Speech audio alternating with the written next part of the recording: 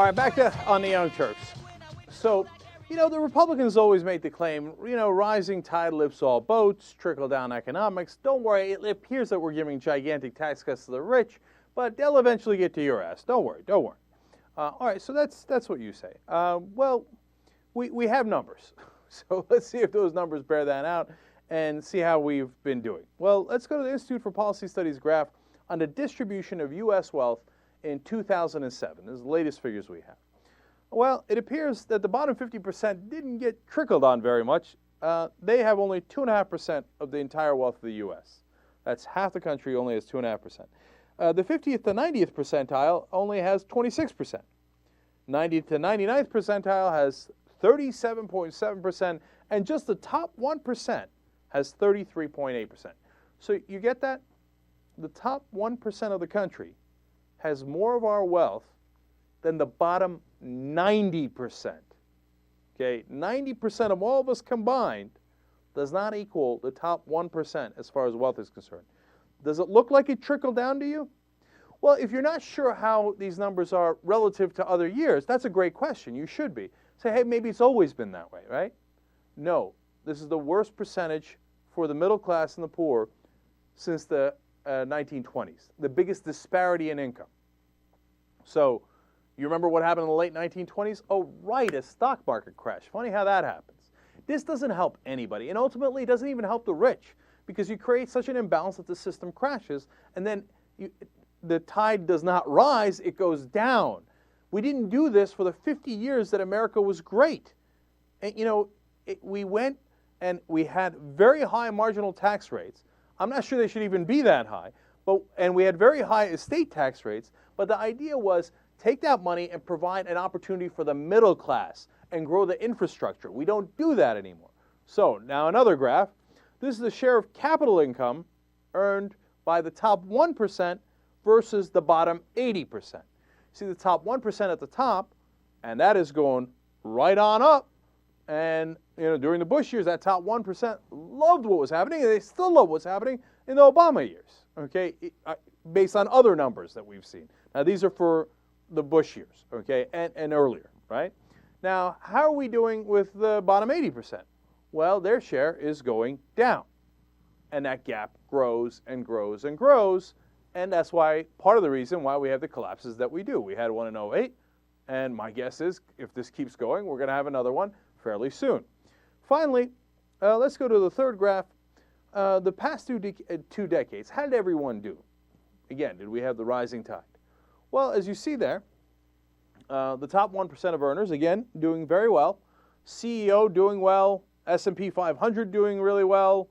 All these things are going great. Oh, wait. Except for that last one there, the federal minimum wage is at a negative. That's fascinating.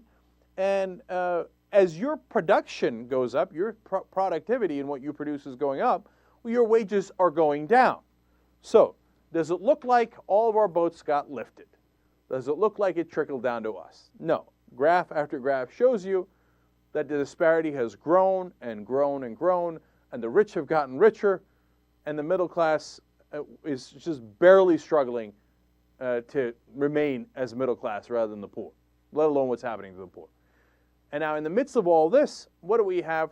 We have Treasury Secretary Tim Geithner today arguing, as he does almost every day, no, don't regulate the banks, don't regulate their derivatives trading, let them get richer and richer. Goldman Sachs recorded, and a lot of the major banks recorded record profits last year as our economy was crashing.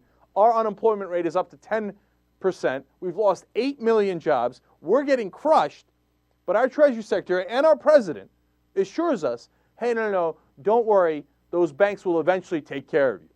No, the numbers, the facts, those graphs show you they don't take care of you. They take care of themselves. It's time that we demanded a hell of a lot better from our government. We've lost track of what's built this country, and that's the middle class, not the bankers. One last thing on that. Look, you need banks to lend out money to the businesses so we can grow the economy, right? That part is true. It's not like you don't need banks at all. But that doesn't mean that you should allow those banks to not lend out money, instead use that capital that they're getting at nearly 0% from us for their bets. And then they make tremendous money in their casino-style gambling, and then when they lose, we pay the bill. That part makes no sense. That's why they go up and we go down. Why don't we have them do what they used to do for so long before we lifted the restrictions about 10 years ago, which is you take money and you lend it out to people and you get the economy going. There's another crash coming. This, not only is Geithner the worst, but Obama's just, not up to it, man. Look, people get on me when I say you need strength, right? Is it true that you need both strength and smarts? Of course you do. Don't be ridiculous, right? I'm not saying you go in like bull in a china shop. I'm strong, and break everything, right? But and so Bush did that, and you wind up having the disasters in Iraq, Afghanistan, et cetera, that we had, right? And the economy crashing. That being said, Bush got everything he wanted done. Like, he didn't really necessarily want the American economy to be doing great. He wanted the top 1% to be doing great. Mission accomplished, right? He didn't really care about what the state of Iraq is. He just wanted the defense contractors to get rich. Mission accomplished. They got rich, right? So you're just misinterpreting what Bush's goals were. But Bush is a knucklehead, right? And even that knucklehead with strength got everything he wanted, almost everything he wanted. He also wanted to privatize Social Security. He didn't get that part. Wow, right? Imagine if you were smart and strong. No, apparently we can't have that. All right, I'm going to save Obama and his reaction to BP and whether that's a good thing. And there is some good news, and BP is comical. We have Afghanistan news, and God help them, they've discovered a lot of minerals where they might make a lot of money, except they won't, somebody else will, and they'll get crushed while mining those minerals. But I'll save that for the third hour as well. But let's end on a fun note here in this hour. Pat Roberts. He often has fantastic advice for his callers at the 700 Club. Things like, the Haitians had the earthquake coming because they made a deal with Satan. Pearls of wisdom like that. And every once in a while he'll do a miracle and he'll save you from something you're, suffering from inside the television tube. He'll go, bloom, and he'll say, oh, look at that, cancer was cured. Oh, nobody knows who that is and nobody can track that? Oh, well, okay, gotta go. Okay, now, this piece of advice is on sex. So, and couples and marriage, etc., and what a wife should do to appeal to a man. So it ought to be good. Let's listen. Well, it's time to bring it on with some of your email questions for the day. Pat, this is from Ann, who says, my husband has always been a flirt and loves to talk with other women he finds attractive. He says he would never cheat on me, but his actions are starting to get to me. What should I do? Well, Ann, first thing is you need to make yourself as attractive as possible, and don't hassle him about it. And he's not going to cheat on you. He's just playing. But you need to not drive him away. We'll start hassling and hammering on him. But make yourself as beautiful as you can, as fun as you can, and say, well, let's go out here, let's go there, let's go do the other thing. Oh, come on. That was just awesome, man. And don't hassle the poor guy, all right? He's just trying to get some. And you're in here, nag, nag, nag. Oh, you're married to me. You should only sleep with me. If you keep hassling the poor fellow like that, well, obviously you're going to drive him to do some hanky-panky. No, come on now. It's your fault. So you pretty up now, okay? And make sure that you're more attractive to him. And he's just playing with you. He'd never cheat on you. Man, look at that worldview, man. Look at that worldview. Guy is never wrong. The woman, it's always your fault, your responsibility. And if your man is sitting there talking up some other lady and flirting with her right in front of you, well, then it was your fault that you were hassling him, okay, and that you didn't look good enough. Which woman follows this guy, man? Which self-loathing woman thinks, yeah, that makes sense? Young Turks.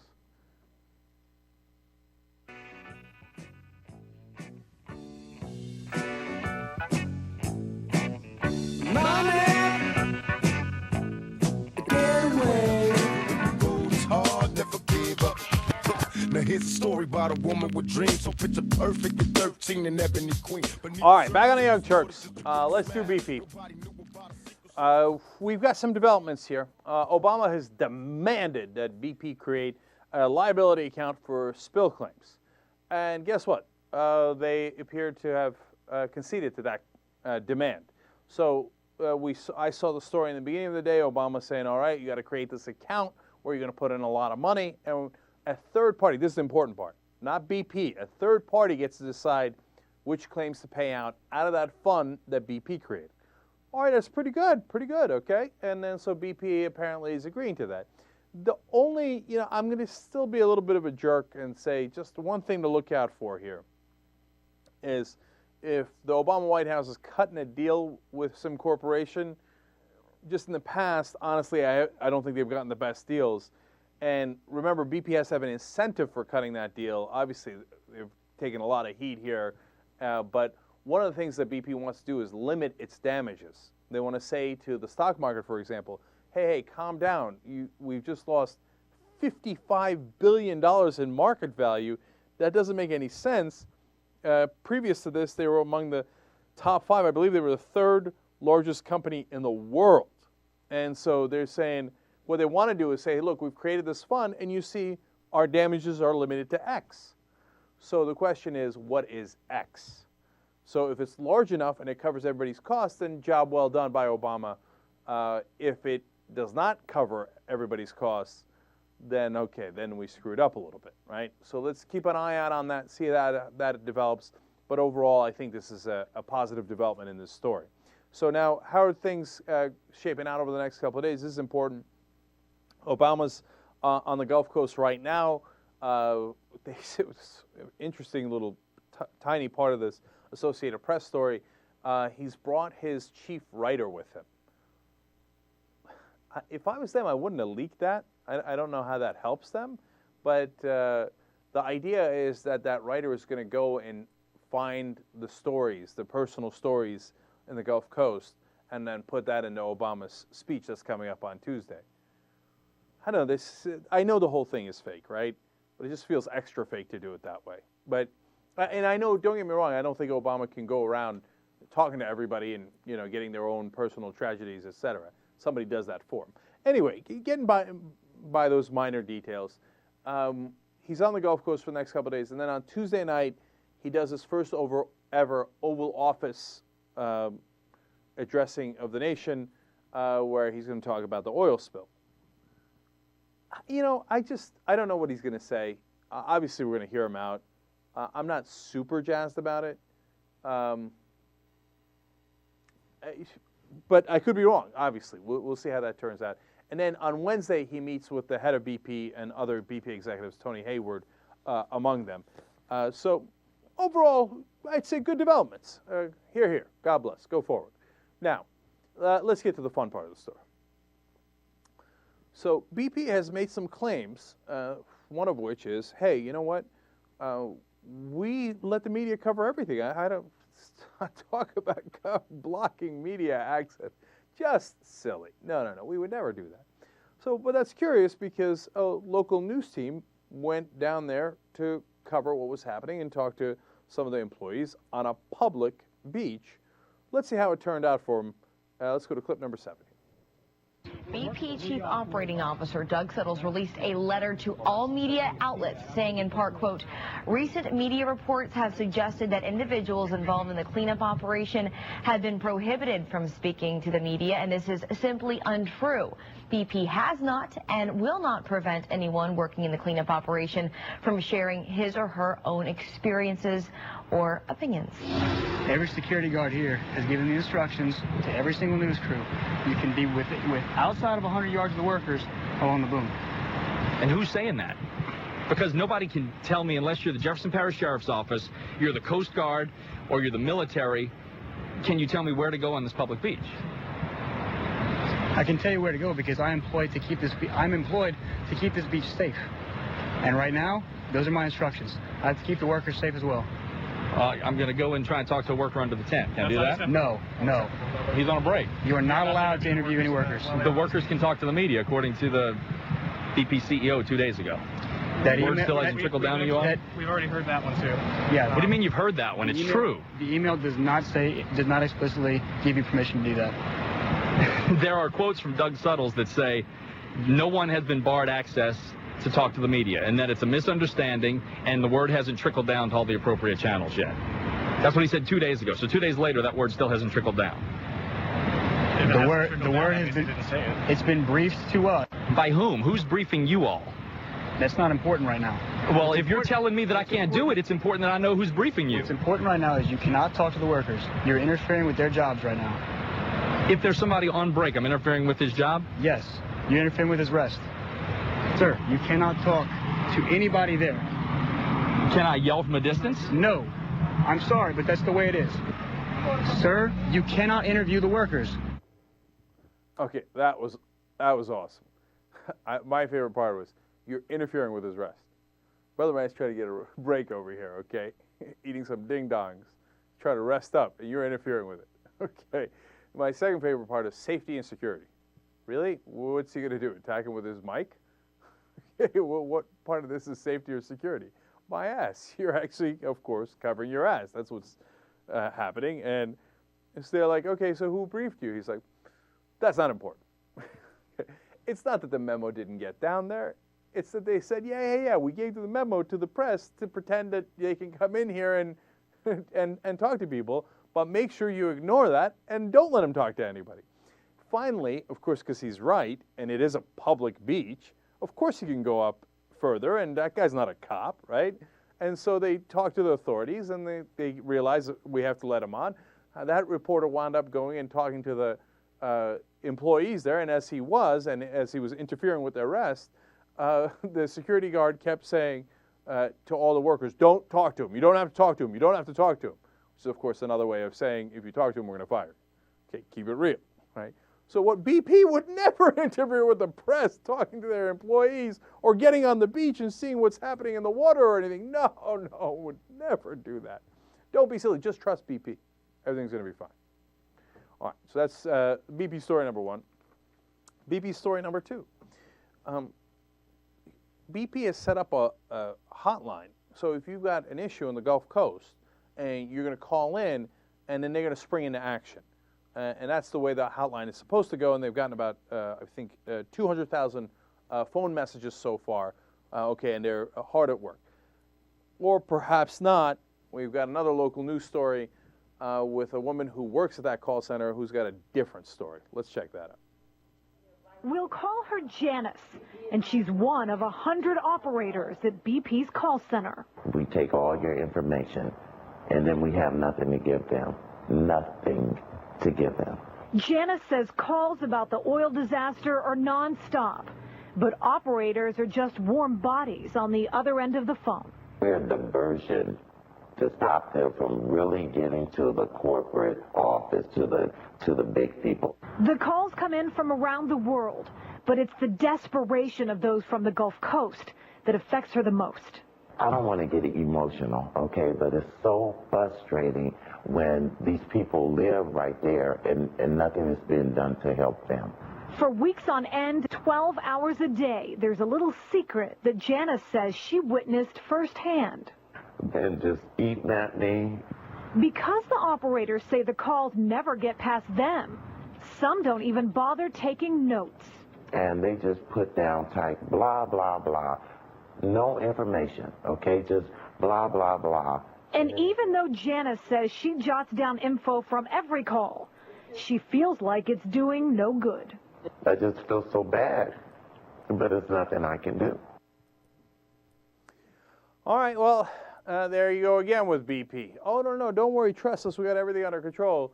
They get all these messages, they're like, yeah, that's good, yeah. Leads, yeah.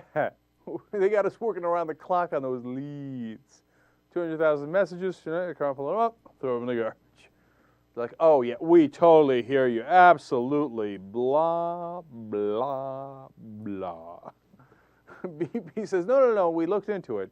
This story about Janice is nonsense. We even did a search of blah in our computer messages, and it turns out there was only one blah recorded, and that's because the caller was drunk. First of all, that's not the point. Second of all, I don't think the technician actually entered into whatever file you might or might not look at, blah, blah, blah. Okay, she's relating a story about how their attitude. Anyway, you think they're doing something about it? Well, when they asked them, hey, how many of those have you acted on, right? Okay, you got all of these messages. What have you done? They're like, well, it's a long process, and we don't have great information on that now. In other words, donut, zilp, zilch, nothing. I believe the Spanish have a word for it. It's called nada.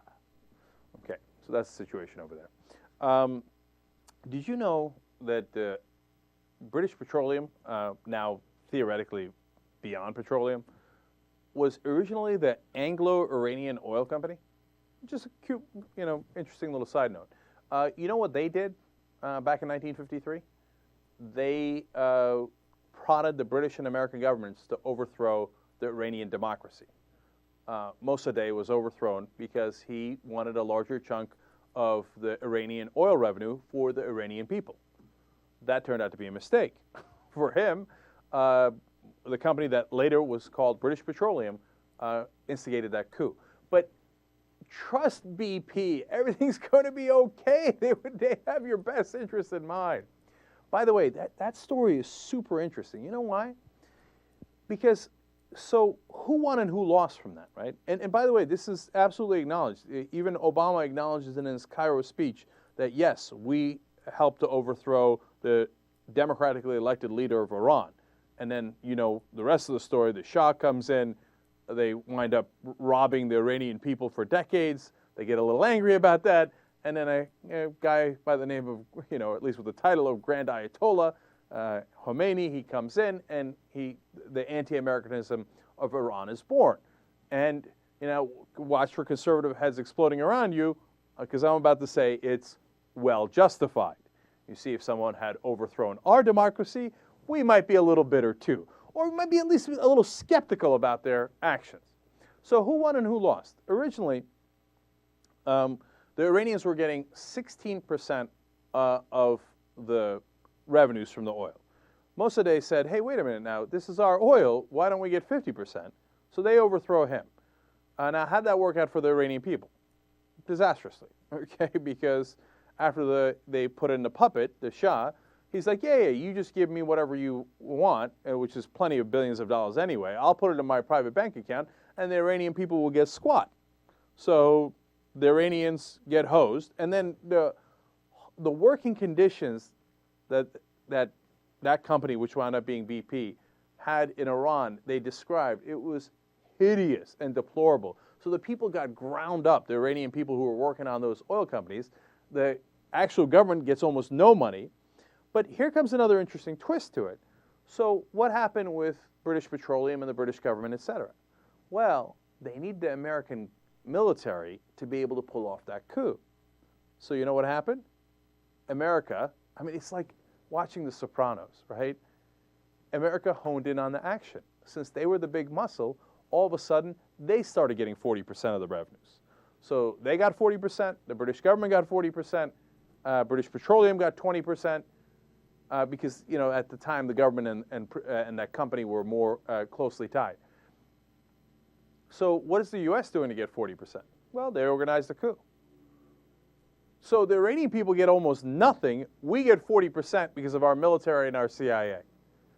See, that's how the world works. Okay, now hopefully we're changing that a little bit at a time. God, it sometimes doesn't look like we changed it a lot, right? But the reason why that story is so important is, do you get why the rest of the world hates us? It's not because they don't like our supermodels and we spend too much money and they hate us for our freedom. No, they hate us because we overthrew their government and robbed them of their natural resources. Now, look, earlier in the show I talked about how much I love America, and I do. There's enormous opportunity here, and I believe in the concept of America. But that doesn't mean that you should look away when we do things we shouldn't do, because it doesn't help us anyway. It's what I say about Israel all the time. You think you're being cute? It doesn't help you in the long run. How did, us doing that to Iran wind up hurting us in the end? Well, you know how it hurt us. They took hostages. We've been enemies with Iran ever since, ever since the Ayatollahs came in. when we could have been great allies. They were a democracy. We ruined their democracy. And how did we gain? Did we all get rich off of it? No. A couple of people who run the oil companies got rich off of it. It doesn't even help us, the American people. So we got to know that so we can make it better. One of the great things about this country is, as Obama has said in the past, we're not a perfect union, but we try to get there. And you get there by knowing the truth. So that's the situation in BP. Now, part of the reason I tell you that story is because of what we found out today about Afghanistan. If you believe the story, New York Times is reporting, and so is everyone else, that we found a massive source of minerals in Afghanistan. I believe that part totally. The question is how big, right? They're reporting that the value of the minerals might be up to $1 trillion. To understand the enormity of that, the current Afghani GDP, you know, how much money they produce every year, is only $12 billion. If your entire economy is $12 billion a year, and then it turns out you've got $1 trillion worth of resources inside your country you had no idea existed, well, that'll change your economy, and that'll change your whole country. So they've got copper, they've got iron, maybe as much as any country in the world, it turns out. They've got gold, they've got lithium. Lithium goes in all of our batteries, goes in our computer chips.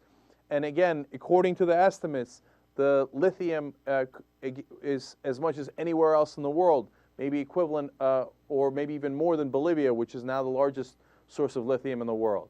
So this is going to be fascinating because somebody should, you know, get this on film and not just on film, but somebody should go write a book about this, and they should start today. Why? Because this is going to be a great microcosm of what happens to the natural resources of a country and how does it affect that country, okay? Because, you know, I saw Blood Diamond, and they had a great line in there. And that's a story, of course, about getting diamonds from Africa. And at one point, an old man says about the country, they say, oh, you know, they might discover oil here. He says, oh, God, I hope not. Okay, the only thing worse than diamonds is oil. Because it's not like when you discover those natural resources that you get to keep them, right? History shows us, no, a giant multinational corporation or some superpower or a combination thereof comes and basically takes it from you through some sort of coercion. I hope we've changed that. I hope it doesn't turn out that way this time. But that is how it has turned out historically. So they come, and then what happens is they turn your local population into really low-wage workers. I mean, they're going to have to do a lot of mining. They don't know anything about mining in Afghanistan right now because they don't do any. We're going to send probably people like Don Blankenship, who's responsible for that disaster in West Virginia. And he's going to go over there, and he's going to do, oh, it's a Republican's wet dream, mining without the regulations, with corrupt government officials. They're going to go house, and they're going to grind the people of Afghanistan probably into the ground. But I could be wrong. I'm not saying that's just what history shows us, right? I hope we can do it differently. But it's going to be interesting to see how it plays out. Who goes after that money? How do they go after that? How does that affect the Afghani government? How does that affect the Afghani population? How does that affect the companies and the corporations that go after it?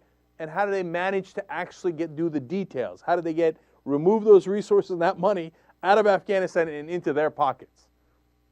It's going to be a very interesting story to develop. Now, there's a second angle to this, which is why announce now? That, you know, you sense skepticism from me in the beginning of the story, right? It's because, okay, wait up now. Apparently, they knew about this all the way back in 2007. So why is it hitting the New York Times today? When you read a story, like I'm trying to help you to decipher the news, right? When you read a story, think about not just, hey, that's an interesting story, what's the substance of it, but why is it there at this time, right? Or why is it at that place? So they gave a leak to James Risen at the New York Times, and it pops up now. My best guess to that, and I'm only guessing here, is that things are going kind of south in Afghanistan. You know, we were supposed to go into Marja, and that was supposed to be really easy. We went into Marja, and it turns out it was exceedingly difficult. It's a bit of a mess now. We were going to go into Kandahar. We haven't even really gotten quite started on that. our casualties are up, doesn't look like we're making progress, and all of a sudden, boom, the story appears. And the story is, oh, don't worry. Well, Afghanistan might look hopeless now, but actually they got $1 trillion worth of minerals, and everything's going to be just fine. Now, that cuts in a lot of ways. I mean, so our continued occupation in Afghanistan is worth it because they have a lot of minerals? Is that part of the implication here? Or is it that, no, don't worry, Afghanistan's economy is going to recover and we are going to be able to build a solid, stable democracy, unless, of course, they don't give over all the mineral rights to us, okay, in which case we'll have to do a coup, I guess. Now, but look, I don't want to be too skeptical. That coup we did in Iran was back in 1953. That was a 57, if I'm doing the math right, 57 years ago, right? So, and now we've done a lot of coups since then, too. But I hope we won't go in that direction in Afghanistan. But, you know, it comes at a curious time where it makes me think that they're trying to get some sort of good news out there in Afghanistan. But if you thought the corruption was bad in Afghanistan before, oh, wait till you get a load of it now. All right, so this story just begins today. We'll see how it develops. And it could be a great one, could be a disastrous one, but we'll follow it for you either way. Young Turks. All right, back on the Young Turks. One important correction. Let me get the numbers right on that, what happened after the overthrow of the Iranian government. Actually, it was American companies that received 40% of the profits after the coup, and British Petroleum that received 40% of the shares, and then the rest, about 20%, were divided among different European companies. So I stated that wrong in the last statement. I went back and looked at it because I wasn't sure, and I wanted to make sure that that was corrected on the record. All right, now, some quick other updates for you on international news.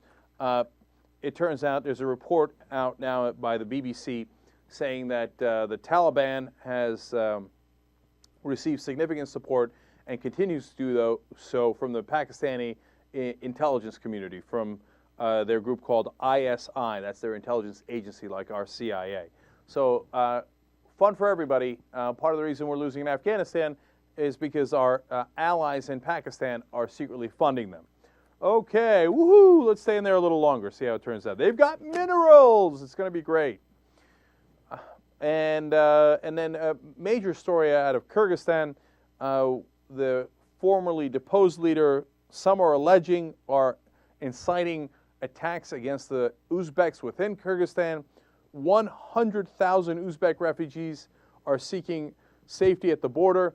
Apparently hundreds have already been killed, some burned alive. And so it's a power play that's playing out there. And Kyrgyzstan new government and military doesn't seem to know how to respond to it. They asked for help from Russia. Russia didn't want to give it. We're securing our own interests in Kyrgyzstan, but it's a bit of a mess. So we'll follow that story for you and see how it turns out. But power play, obviously, in Kyrgyzstan. And the people that are squeezed, as always, are the people at the very bottom. So obviously, we hope that the Uzbeks, local Uzbeks in Kyrgyzstan, can recover and somebody goes to protect them. Okay, now, you know, we were telling you about how BP is,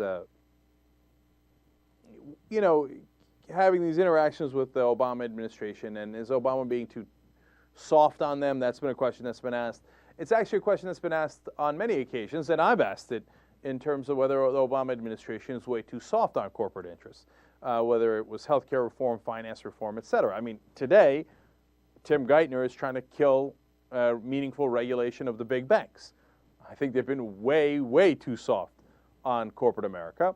But apparently, big business does not share my concerns. They have the opposite concerns. And so who better to plant this story than with Mark Halpern, right-wing corporate tool. And so Time Magazine's writer Mark Halpern writes a story about how Obama's being way too tough on business and that he's losing their support. So I'll just give you a couple of quick examples of this nonsense. This opening line is President Obama's relationship with the American business community effectively over? Like, you know what, he's burned his bridges with, you know, our business community, national and local small businesses. my ass, if you ask me. He continues, Halpern does. The view of many of the nation's best compensated executives is that Obama knows little or nothing about the importance of the free market or how it works. Oh, please. Some of our best compensated executives have no idea or don't care to know how the free markets are supposed to work. What they care about is, hey, let me take risks, and then if it goes bad, you, the taxpayer, pay for it. Does that sound like a free market? Does that sound like capitalism? No, they just want to make more money off of us. And now they're disillusioned that Obama is not selling out to them enough? Oh, for Christ's sake.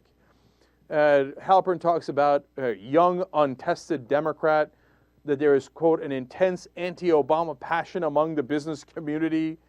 And he goes, look, this story is talking point after talking point. Halpern hits Obama for selling out the corporate interest in national health care debate and the financial debate. He goes through that, and then he hits him for being too tough on business. It doesn't make any sense. But Halpern, it doesn't have to make sense. He's like, right-wing corporate interest, what do you need from me? You want me to hit him with that stick? Great. You want me to hit him with this stick? Great. I can do both, right? Not really attached to logic. So then he continues, granted, Obama has executed many of these changes and programs in ways that have offended the ideological moorings of the business community. From its point of view, there's been too much government bureaucracy, too much fidelity to union goals, too much spending, and too little reliance on free markets, too little respect for creditors, and too little input from individuals with business experience within the administration. Now, he's not doing a story on, hey, you know, this guy says that and this guy says the other thing, and I'm just reporting it to you because it's a trend that's happening. No, this story's a plant. It's people within the banking community who are trying to make it seem like Obama's against small businesses if he actually fights against the big banks. And they go and plant these quotes to Halpern, and Halpern thinks he's got a scoop, and he's like, okay, great, let me write it down. And it's thinly disguised propaganda. And it's meant to pressure Obama into being even softer on big business. It's hideous. This is what American journalism has devolved into. That's why nobody trusts it anymore. Okay, I'm going to send this out through Twitter, this article. Read it for yourself. Don't trust me on it. Look at it and see how Halpern takes a hatchet to him from both sides. And it's by the end of the article, it's so obvious that what he wants you to think is, Obama better lighten up on big business. That's what makes this country run, and it's great. Poor Obama, untested youngster, doesn't know how business works and the free markets work. No, you just take all the taxpayer money and give it to the biggest banks. That's how the savvy business world works. But this kid doesn't get it, and he's such a socialist.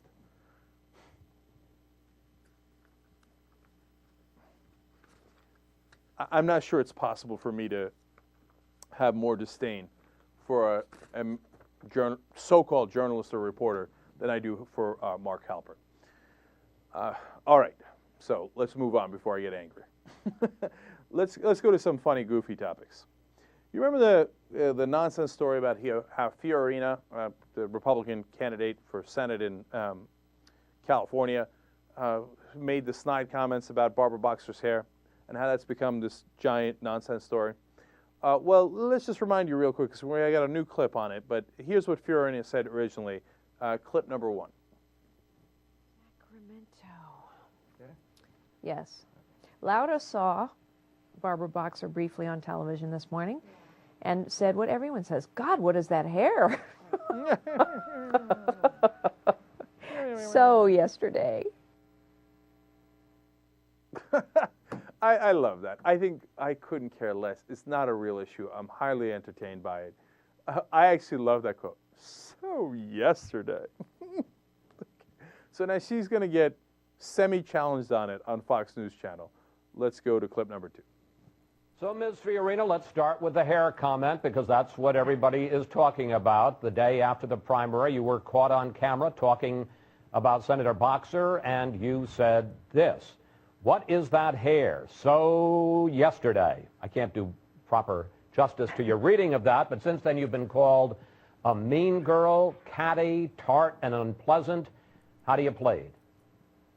Well, I was quoting a friend of mine, but look, I regret this whole situation. I gave people the opportunity to talk about something petty and superficial, and this is a very serious election year about serious issues. Well, we're going to get to that in a second, but I do want to ask, have you called Senator Boxer to apologize and say, let's not talk about petty and superficial things?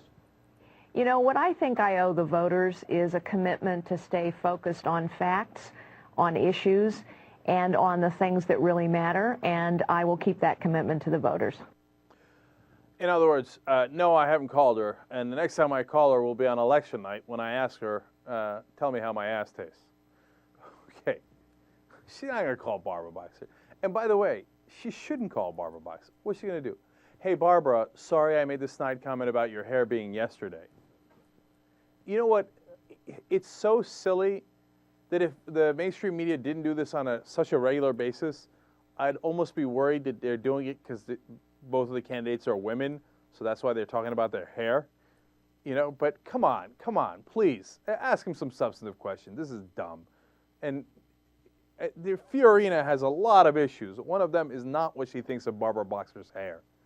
Okay, now, speaking of issues where I'm not buying it, now there's a story out there. Rand Paul is not board certified. Rand Paul, of course, the Republican candidate now in Kentucky for the Senate seat, and he's a doctor, and that's been part of his story, and he's an eye doctor. He went to Duke, etc. But, you know, sound alarms, not board certified, so hence a fake doctor. Don't believe the hype. As you know, if you've been following the show, I got a lot of issues with Rand Paul. This ain't one of them.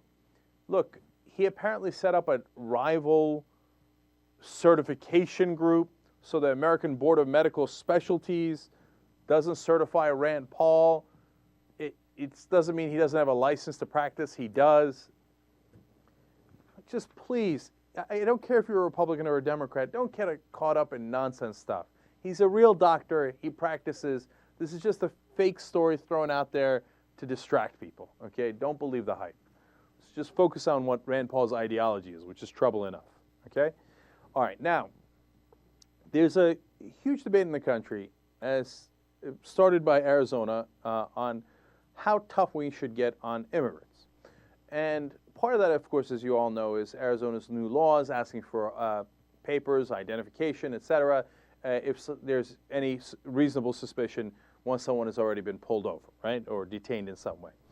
Not if they've been arrested. If they're arrested, I think everyone should agree that you should ask for their papers. Of course, we got to find out if you're a citizen or not. What we're worried about is, hey, you know, are you going to pull people over because they're Latino, and then that creates an obvious problem, right? So now they're taking it to the next step now. Jan Brewer, the governor, is thinking of trying to make what they call anchor babies illegal. Like, your parents are over here, they're not citizens, they have a kid, and since he's born in America, he's a United States citizen. That's in the Constitution, it's in the 14th Amendment. It's fairly inarguable, but they're saying in Arizona, no, we're going to argue it. We're going to try to pass a law that says that kid should not be a United States citizen. When you ask him, hey, isn't the Constitution very plain on this? They say, well, it is, but, you know, it was supposed to apply to slavery. I don't know if it should apply to this. We're going to try to write a law and then take it up to the Supreme Court. So they basically know it's unconstitutional, but they want to do this challenge so that they could test the constitutionality. They've got 5 right-wingers, serious right-wingers on the Supreme Court. They think, hey, maybe they'll do this. But that's not how it works. Even if you agree with them, the Supreme Court can't just say, hey, you know what? We don't like the 14th Amendment. It doesn't really apply anymore. It is not a legitimate reading of the 14th Amendment to say that if you're born here, you still can't be a citizen. No, it's very plain on its face. Any real conservative, judicial conservative, would tell you the intent is super clear, right? And no Supreme Court has ever questioned that intent, right? What you really want to do, and if you did want to do it in a legitimate way, is that you would want to do an amendment to the Constitution. Okay, that's legit. You could try that. But you can't do that on the state level. That's crazy. A state can't just say, I don't like the U.S. Constitution. I don't like the 14th Amendment. I'm just going to write a law against it. And we'll hope the Supreme Court overturns it. You can't overturn an amendment. No, there's a way to do that. It's a new amendment, right? So as usual, conservatives don't give a damn, A, about the normal legal process you're supposed to follow. B, remember these guys, the Tea Party guys and the right-wingers who were like, Constitution, the Constitution, don't tread on me. Oh, now you don't like the 14th Amendment in the Constitution, so it's Constitution, throw it in the garbage. It was never any good in the first place. I don't like it. What happened now, right? All right, now, second of all, look, on the issue of anchor babies, there is a legitimate issue here, and we got to figure out how to deal with it, right? But it cuts both ways. Now, on the one hand, there are people who come in, not just, from Latin American countries, which I know they're concerned about in Arizona, but people fly in from Asia and from Europe that are on like tourist visas, and they used to in the past in California get free treatment because they say, oh, I have no income, because they don't file taxes in the U.S., so they show no income. So then they get free hospital stay. They have the baby here, and the baby's an American citizen. Now, they're really using a loophole there, and that sucks. I get that, and I get that concern. Everybody gets that, right? But at the same time, it's part of the principle of America that anyone born here is an American, that we don't judge based on whether you're from Latin America or you're from Asia or you're from here or you're from there. And so in other countries do this, like in Germany, for example, you have to have at least one parent who's a German. That was the latest understanding that I had when last time I looked into that issue. And all the different countries have different laws on it. But it's part of our ethos, part of our spirit as Americans, that anybody can come here and that anyone born in the U.S., no matter how they got here, is an American citizen. I think we have to think very seriously about that before we decide to overturn that. And certainly we shouldn't do it based on the anger some people are feeling in a particular state. You have to do it through legitimate means. And in the end, I would vote that as much as it drives me crazy to have people do these loopholes and evade the process, etc., I think the American spirit is more important, and that the Constitution as it is right now is the right way to go. So there are upsides and downsides to issues. This one clearly has a downside, but I don't want to mess with the American idea. I treasure it too much. So let's be careful on this issue. Young Turks.